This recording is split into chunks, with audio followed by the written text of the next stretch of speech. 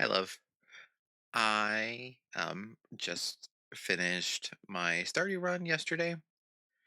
I am very excited that I now have the full achievement list and that I finished the whole set of the recording. And yeah, I do want to highly recommend Stardew across the board. I think Concerned Ape did a really good job putting everything together in a way that it is customizable. It's not fully open world. I think one of the things it does really well is it gives you a whole bunch of ways that you can proceed through the game. Um, if you do the community center, you have to do a little bit of everything, but you can play with your friends. You don't necessarily have to be the one fishing. um, and it may be frowned upon by the community, but going the Joja route means that you can play through the whole game doing whatever you want to do, which is really nice. It's really nice that how customizable the farms are, the sheds are, the houses, the representation of people where they're more than just tropes is great. Um, there's not a whole lot of dialogue in the base game, but what is there is meaningful, and it's not dumbed down to the point that an adult cannot enjoy it. And yeah, in fact, it's probably not dumbed down enough for someone who is just learning to read and might not catch some of the nuance. I don't think any of it is necessarily negative, but it's one of those things that with a young one you might want to talk about some of the things rather than just let them experience them. um, anyway, but yeah, so I had a really good experience.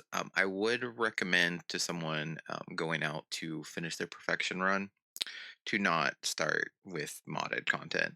There's definitely a few mods that are worth including anyway, just for um, peace of mind, that kind of thing. But on the other hand, Concerned Ape has done a really good job of making the game super user friendly across the board so that, if you're on console and you don't have easy access to mods, that it's still a very good game. Um, of the mods that we played with, I think the one that stuck out is definitely Sword and Sorcery. I liked how it handled a lot of the things.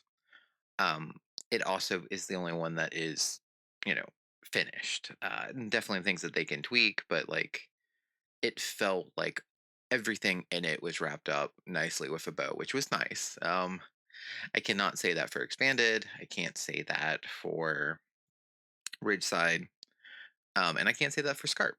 Um, Scarp had my favorite event, which was very minimal, but just giving Leo some love with their characters, getting him integrated as part of the community in a way that you don't really see in the base game was kind of nice.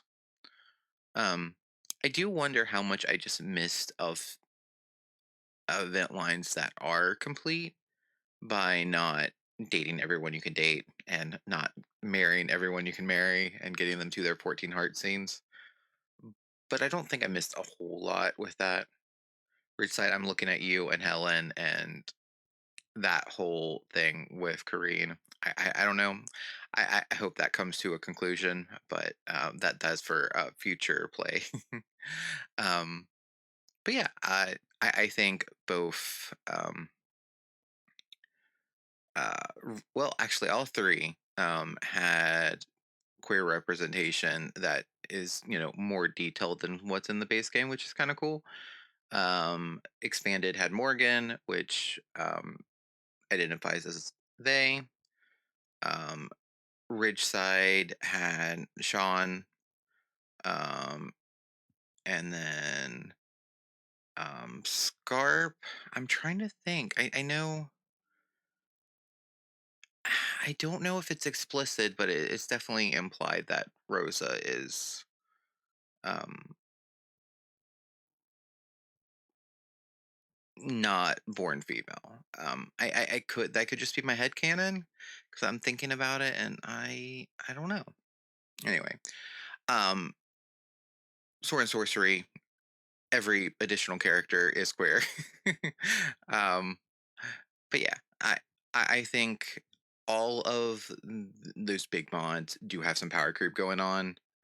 Like expanded adds the treasure statue, which I got as soon as I could get, and then I did not use because essentially it is one tile giving you 600 and I don't know, it probably averages like 500, 600 per day, which is better than I think anything else other than once you get perfection and you get the perfection statue, which can give you a prismatic shard every day.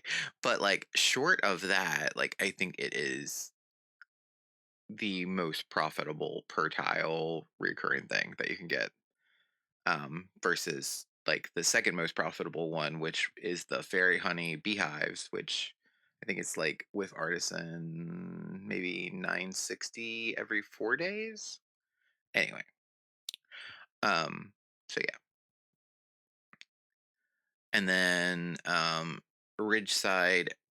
I'm trying to think of what I think it is honestly probably the most balanced, like as far as items, but there are very powerful weapons that once you get max relationship with people, outdo anything base game. And then there is also three different ways to have a greenhouse. One of which that you can tie to the Junimo huts. So there's that. Expanded, all the areas get bigger, so there's so much more places you can put machines and such. Um, then by default, the greenhouse is bigger.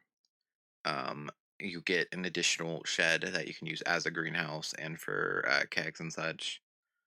Um, and then Scarp again probably had the least amount of power creep, but it also had a couple things where the balance wasn't very optimized. Specifically like that forage thing that I reported as a bug. Um, but yeah, so I mean, all of them have a little bit of power creep.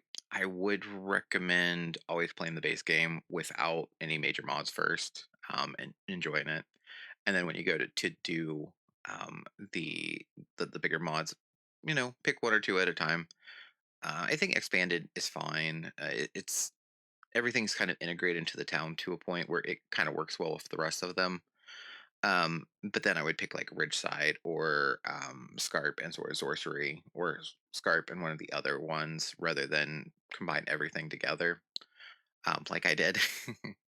But yeah, I had a lot of fun. I am so glad that I have it finished because it was a compulsion at this point. Like I needed to finish it or I couldn't play anything else. Um I think I played a little bit of Ground Zero with my brother. But that is it. Like I have not played anything else except Stardew in like the last a while. It's been a while. So I'm glad to have come to the end of this journey.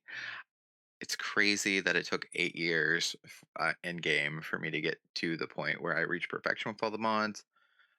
When I had done it without any mods, and I finished in year 4, but that was only because I couldn't.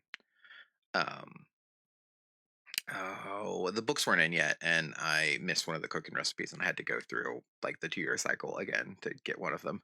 So that was rough. Lot of me sleeping, kind of like this one for the very end. But anyway, um, thanks for spending time with me. I recommend all of the mods that I use very highly. Um, and all the lives.